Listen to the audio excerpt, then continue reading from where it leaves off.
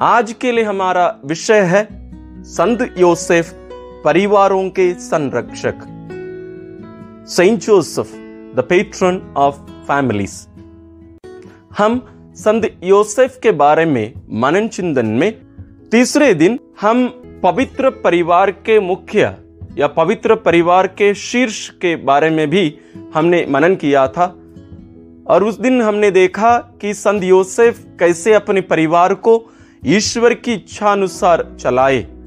इसलिए ईश्वर पवित्र कलीसिया के द्वारा इस महान संत को, जिनके संरक्षण में पिता ईश्वर अपने पुत्र और उस पुत्र ईश्वर की मां मरियम को रखकर संत योसेफ के द्वारा उनकी रक्षा किए और अपनी योजना उनके द्वारा पूरा किए। वैसे ही आज हमारे हर एक परिवार को ईश्वर संत योसेफ को ही संरक्षक के रूप में, पिता के रूप में हमें दिए हैं। वास्तव में एक आदर्श परिवार क्या होना चाहिए, यानी ईश्वर की इच्छा, ईश्वर की योजना क्या है, और आज वास्तव में हमारे परिवार क्या है। और तीसरा, संत योसेफ हमें ईश्वर की इस इच्छा को पूरी करने में, हमारे परिवारों को उस आदर्श परिवार के समान बनाने में वो हमारी मदद कैसे कर सकते हैं, हमारा संरक्षण कैसे कर सकते हैं, इस पर आज हम मनन करने जा रहे हैं।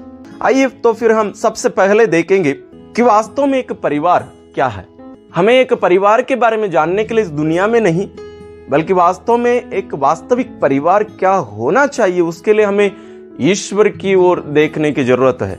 ईश्वर स्वयं एक परिवार है, तीन पवित्र व्यक्तियों का, दैविक व्यक्तियों का एक परिवार है ईश्वर। यहां हम देखते हैं कि ईश्वर अपने आप को हम पर प्रकट करते हैं और कहते हैं वे पिता और पुत्र और पवित्र आत्मा, इन तीन व्यक्तियों का एक परिवार है। वो ईश्वर इसलिए जब मानव का निर्माण किया, वास्तव में एक परिवार की जरूरत नहीं थी, लेकिन वे अपने प्रतिरूप में जब मनुष्य को बनाए। मैं सोचता हूं या विश्वास करता हूं कि ईश्वर जब मनुष्य को बनाए तब अपने इस प्रतिरूप को भी, पारिवारिक जीवन के प्रतिरूप को भी मनुष्य के उस स्वभाव में डाल दिए।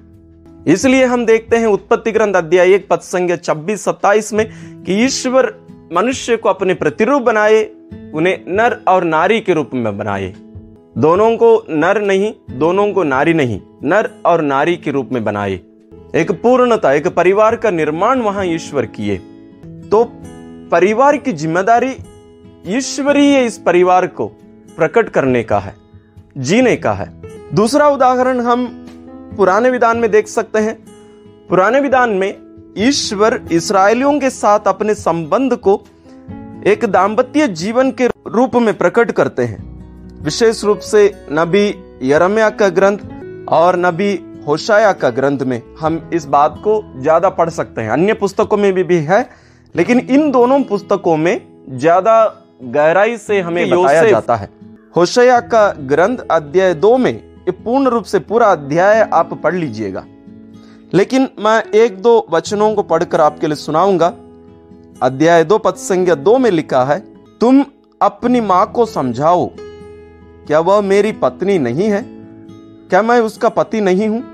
ये मां किसको कह रहे हैं? इस्राएली लोगों को कहा जा रहा है। पद संख्या 16 में लिखा है, प्रभु की यह वाणी है, उस समय तुम मुझे अपना पति कहकर पुकारोगी। देखिए यहां ईश्वर अपना संबंध इस्राएलियों के साथ एक दाम्पत्य संबंध के रूप में प्रकट करते हैं। एक घनिष्ठ संबंध, एक अटूट संबंध। हर परिवार की जिम्मेदारी है कि ईश्वर और मनुष्यों के बीच, विशेष रूप से इस्राएलियों के बीच के इस अटूट संबंध को प्रकट करने का है। तीसरा उदाहरण हम देख सकते हैं, स्वयं प्रभु यीशु और पवित्र कलीसिया के बीच का संबंध। संत पौलुस एफेसियों के पत्र में अध्याय 5 पद संख्या 31 और 32, 31 और 32 में कहते हैं, धर्म ग्रंथ में लिखा है, पुरुष अपने माता पिता को छोड़ेगा और अपनी पत्नी के साथ रहेगा और वे दोनों एक शरीर हो जाएंगे। यह एक महान रहस्य है। मैं समझता हूं कि यह मसीह और कलीसिया के संबंध की ओर संकेत करता है। देखिए, हर परिवार प्रभु यीशु और कलीसिया के बीच का वो जो अटूट संबंध है, पवित्र संबंध है, एक होने का। क्योंकि कल जैसे हमने मनन किया, कलीसिया प्रभु यीशु का शरीर है, तो यीशु और कलीसिया अभी एक हो गए, मानो दोनों शरीर और उसका शीर्ष हो। बाइबल में हम इसके बारे में भी हम पढ़ते हैं। तो प्रभु यीशु और पवित्र कलीसिया के बीच का वो जो अटूट संबंध हर परिवार प्रकट करने के लिए ईश्वर जिम्मेदारी हमें दिए हैं, और इन तीनों आदेशों को निभाते हुए नासरेत के पवित्र परिवार ईश्वर की यह इच्छा पूरी किए। इसलिए नासरेत का पवित्र परिवार हमारे लिए आदर्श परिवार है, जहां योसेफ, मरियम और यीशु तीनों मिलकर उस ईश्वरीय परिवार में रहने वाले पिता, पुत्र और पवित्र आत्मा के समान ये तीनों व्यक्ति, योसेफ, मरियम और यीशु, अपने आप को एक दूसरे के लिए देते हुए एक घनिष्ठ संबंध में एक बनकर एक परिवार के रूप में जिए। एक साथ केवल जीना नहीं, एक परिवार का मतलब उसके हर सदस्य अपने बारे में नहीं, दूसरे लोगों के बारे में सोचते हैं, तो अपने आप को दूसरों के लिए दे देते हैं। हम उसी में ही पूर्णता को प्राप्त करेंगे, जिसके बारे में हम नासरेत के उस पवित्र परिवार में हम देख सकते हैं। यह रहा हमारे लिए आदर्श, ईश्वर की इच्छा, वास्तव में एक परिवार कैसे होना चाहिए। लेकिन आइए हम हमारे परिवारों की परिस्थिति को आज हम समझें। जब हम लोगों से मिलने के लिए उनके परिवार में जाते हैं, हम उनके परिवारों में देखते हैं, शायद परिवार एक परिवार नहीं कहा जा सकता है। परिवारों में जरूर पिता हैं, माँ हैं और बच्चे हैं, वो नाम के वास्ते हैं, लेकिन उनको जैसे जीना चाहिए वैसे जीते नहीं हैं। पिता की जिम्मेदारी पिता निभाते नहीं, माँ की जिम्मेदारी माँ निभाती नहीं, बच्चे की जिम्मेदारी नहीं निभाते हैं। आज शायद हमारे गांवों में ये कम है, शहरों में परिवार हर दिन टूट रहे हैं, या एक साथ जी भी रहे हैं, समझौता करके जी रहे हैं। और बड़े बड़े देशों में, हमारे भारत देश में भी इसका कहीं कहीं प्रचलन में है ये बातें, जहां दो पुरुष एक साथ एक परिवार के रूप में जी रहे हैं, कहकर कि हम परिवार हैं। उसी प्रकार दो महिला एक साथ जी रही हैं, कहती हैं कि हम एक परिवार हैं।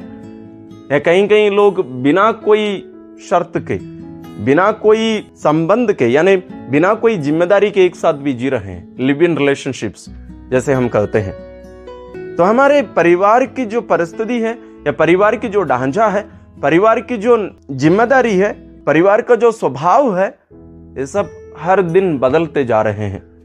मनुष्य अपनी इच्छा के अनुसार जीने के लिए, अपनी इच्छा के अनुसार परिवार को भी बदलते जा रहे हैं। आज इसलिए हमारे परिवार नहीं रहा है। हमारे परिवार मानो एक होटल के समान रहता है, जहां अलग अलग जगह से लोग अपनी अपनी जिम्मेदारी, अपने अपने काम करने के बाद होटल में आके ठहरते हैं, वहां जाके भोजन करते हैं, एक साथ हो सकता है टीवी देखते हैं, एक साथ बातचीत करते हैं और अपने अपने जगह पे जाके सो जाते हैं, और दूसरे दिन भी अपनी जिम्मेदारी जारी रखते हैं। क्या हमारे परिवारों में ऐसे देखने को नहीं मिलता है? अधिकांश परिवारों में यही बात आज हो रही है। और ये एक बहुत बड़ी चुनौती है। स्त्री पुरुष जैसे बनना चाहती है और पुरुष स्त्री जैसे बनना चाहता है, जो कि ईश्वर की इच्छा के विरुद्ध है। समानता की बात होती है, जरूर समानता की बात होनी चाहिए, लेकिन जब एक स्त्री या महिला एक पुरुष जैसे बनने का प्रयत्न करती है, तो वहां ईश्वर की इच्छा के विरुद्ध चलती है। उसी तरह जब एक पुरुष एक स्त्री जैसे बनने का प्रयत्न करता है, वह भी ईश्वर की इच्छा के विरुद्ध चल रहा है। आज हमारे पहनाव, हमारे बातचीत, हमारी मानसिकता, ये सब आज ईश्वर की इच्छा के विरुद्ध जाने का कारण यह है। सबका मान सम्मान होना बहुत जरूरी, लेकिन स्त्री और पुरुष एक दूसरे के समान बनने की कोशिश करना परिवार का निर्माण को ही, पारिवारिक जीवन के आधार को ही नष्ट कर देना जैसा है। इस परिस्थिति में हम क्या करें? आज ईश्वर जो फिरौन बात कहे थे योसेफ के बारे में, पुराने विधान में जो योसेफ है, याकूब का बेटा, फिरौन की वो शब्द आज शायद ईश्वर हमसे कह रहे होंगे। उत्पत्ति ग्रंथ अध्याय 41 पद संख्या 39 और आगे। इसके बाद फिरौन ने यूसुफ से कहा, जब ईश्वर ने तुम्हीं पर सब कुछ प्रकट किया है तो तुम्हारी तरह समझदार और बुद्धिमान कहीं नहीं मिल सकता है। तुम ही मेरे महल के प्रबंधक होंगे। मेरी सारी प्रजा तुम्हारी आज्ञाओं का पालन करेगी। राज सिंहासन के कारण ही मैं तुमसे बड़ा होऊंगा। आगे फिरौन ने यूसुफ से कहा, अब मैं तुम्हें सारे मिस्र देश का शासक नियुक्त करता हूं। लेकिन आज ईश्वर भी संत योसेफ को ये जिम्मेदारी देकर दुनिया में भेजे हैं कि हमारे परिवारों पर वे शासन करें एक पिता के समान। फिरौन स्पष्ट कहते हैं, मेरी सारी प्रजा तुम्हारी आज्ञाओं का पालन करेगी। तुम ही मेरे महल के प्रबंधक होगे। जरूरतों को पूरी करने वाला, देख रेख करने वाला एक व्यक्ति, प्रबंध करने वाला एक व्यक्ति। संत योसेफ आज हमारे परिवारों के लिए ये करने की जिम्मेदारी ईश्वर उन्हें दिए हैं। इसी अध्याय में पद संख्या 55 में लिखा है, शायद ईश्वर ये बात हमसे कह रहे होंगे। समस्त मिस्र देश में अकाल पड़ने लगा और लोग फिरौन से रोटी मांगने आए। फिरौन ने सभी मिस्रियों से कहा, यूसुफ के पास जाओ और वह जो कहे वही करो। जैसे मिस्र में अकाल पड़ा वैसे ही आज हमारे परिवारों में अकाल पड़ रहा है। तो जब हम ईश्वर के पास हमारे परिवारों की रक्षा करने के लिए, ईश्वर से मांग करने के लिए हम जाते हैं, शायद ईश्वर भी हमसे यही कह रहे होंगे, यूसुफ के पास जाओ और वह जो कहे वही करो। क्योंकि संत योसेफ पहले ही ये सब कर चुके हैं।